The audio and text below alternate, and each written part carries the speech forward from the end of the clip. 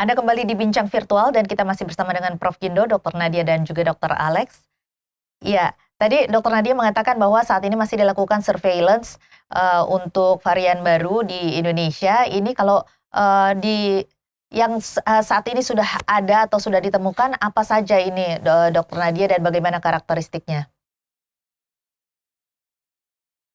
Jadi di Indonesia ini ada 12 laboratorium yang memonitoring, artinya melakukan sequencing untuk whole genome yang disebut untuk mendeteksi adanya mutasi virus ini.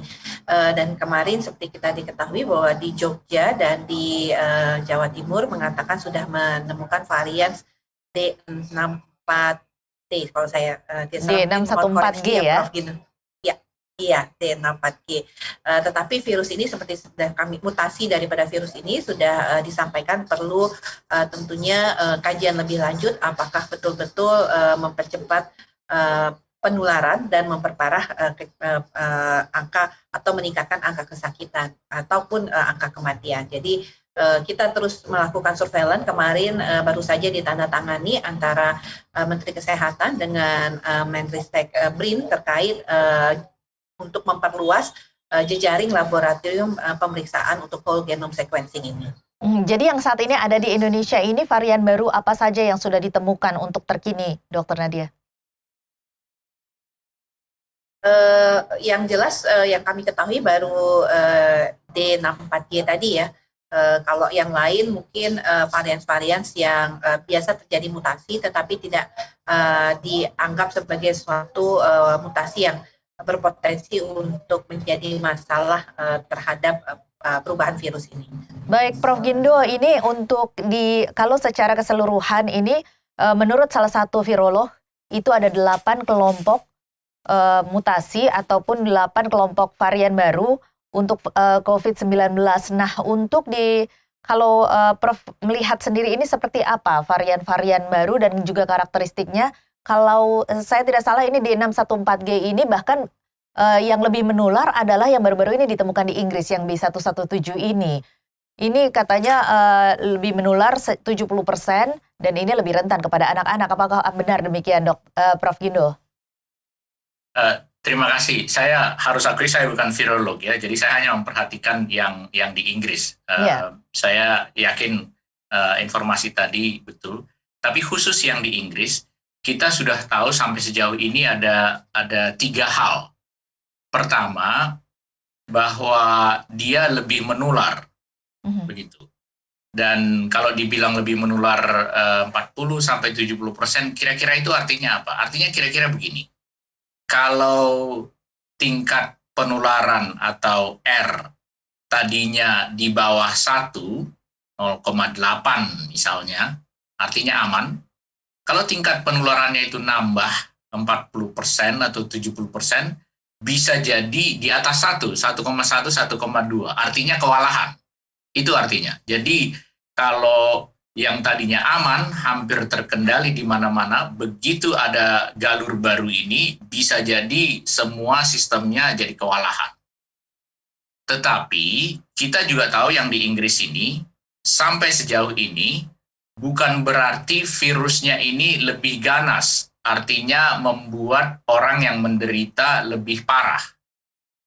Juga bukan berarti bahwa virus ini lebih lihai, artinya vaksin yang dirancang untuk membidik virus ini dengan menumpu pada protein tanduknya yang di luar gambar virus ini, karena ada banyak tanduknya, semua vaksin itu masih berfungsi sampai sejauh ini. Jadi saya ulang ada 3 hal itu. Pertama, dia memang lebih menular. Dia belum tentu lebih bikin parah. 3, dia belum tentu lebih lihai membuat vaksin tidak berguna. Jadi itu kira-kira yang penting yang sejauh ini kita tahu di Inggris. Ada pertanyaan Mbak Tasya yang harus saya jawab langsung, yaitu soal apakah anak kecil jadi lebih rentan. Saya melihat datanya, karena di Inggris ini semuanya terbuka. Saya baru melihat datanya dari umur bayi sampai umur 90 tahun, jawabannya adalah tidak. Jadi kalau saya bandingkan data anak-anak yang kena galur baru ini dengan anak-anak yang kena semua jenisnya, sampai sepuh yang kena galur baru ini dengan sepuh yang kena semua jenisnya, tidak ada perbedaan yang signifikan. Untuk di Indonesia sendiri, untuk mencegah adanya varian baru yang terjadi di Inggris, karena sebenarnya yang di Inggris ini sudah ditemukan juga di Singapura dan juga di Australia, ini sangat dekat dengan Indonesia. Nah, ini bagaimana tindakan dari pemerintah Indonesia sendiri untuk mencegah adanya virus ini menular ke masyarakat Indonesia, Dr. Nadia, silakan. Yang pasti adalah pembatasan mobilisasi. Kita tahu Singapura dan Indonesia itu sangat dekat ya, sehingga adanya warga negara Indonesia yang akan keluar juga harus dipastikan dengan pemeriksaan RT-PCR, dan juga yang WNI yang akan masuk kembali ke Indonesia juga selain membawa surat tentang hasil RT-PCR-nya juga harus menjalani karantina. Dan ini adalah sesuai dengan surat edaran daripada Satgas COVID-19. Yang lain adalah tentunya kita perlu tetap memperbanyak sampel-sampel yang akan dilakukan pemeriksaannya di laboratorium-laboratorium tadi untuk diperiksa whole genome sequencing-nya supaya kita betul-betul bisa memonitor apakah mutasi ini sudah berkembang di Indonesia. Jadi saat ini masih belum diketahui ya, Dok ya, apakah memang belum masuk atau belum diketahui ada atau tidaknya? Ya, dari 125 sampel sampai dengan Desember kemarin yang dilaporkan, itu sampai saat ini belum ditemukan ya. Tetapi karena Indonesia ini luas ya, jadi sehingga memang ini yang kemudian diperkuat lagi surveillance-nya untuk bisa menambah jumlah sampel yang selama ini sudah dilakukan pemeriksaannya. Selain itu, site-site untuk pengambilan sampel juga ditambah dengan harapan bisa mendeteksi tentunya lebih akurat lagi kalau terjadi mutasi virus. Tetapi menurut saya, Mbak Tasya, yang menjadi lebih penting adalah kita harus waspada terkait adanya virus atau mutasi varian baru ini. Tetapi yang sebenarnya lebih penting lagi, selain tentunya kita memonitoring, dalam artinya ini adalah ranahnya secara saintifik, tapi dalam arti untuk pencegahan secara public health, tentunya bagaimana kita menurunkan angka penularan di dalam masyarakat ya. Sekarang saja tanpa adanya mutasi ini, kita melihat bahwa angka positivity rate-nya kita atau angka positivitas dari kasus COVID-19 ini sangat tinggi ya, 30%. Artinya sepertiga dari yang kita periksa itu pasti positif COVID-19.